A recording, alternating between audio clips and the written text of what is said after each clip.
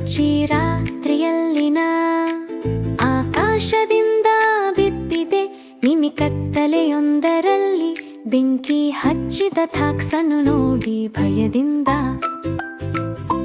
ಕಾಡು ಹೊತ್ತಿದ ಜ್ವಾಲೆ ಎಲ್ಲೆಡೆಯೂ ಹರಿಯುತ್ತಿದೆ ನಿಮಿ ಮಾಯಾಜಾಲ ಮತ್ತು ಪರಿಗಣನೆಯೊಂದಿಗೆ ಹೆಜ್ಜೆ ಇಟ್ಟಿದ್ದಾಳೆ.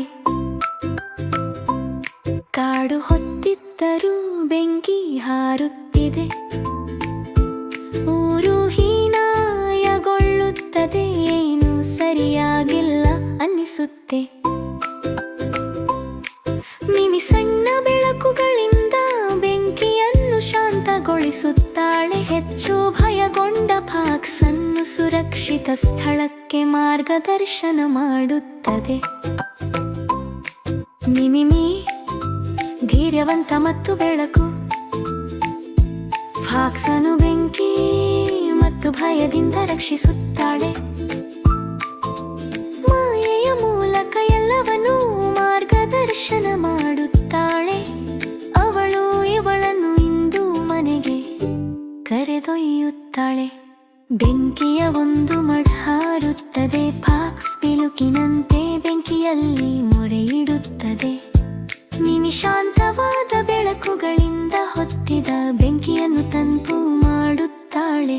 ಅವಳ ನಿಯಂತ್ರಣದ ಆಕರ್ಷಣೆಯಿಂದ ಬೆಂಕಿಗಳು ಚಿಮ್ಮುವಂತೆ ಇರುತ್ತವೆ.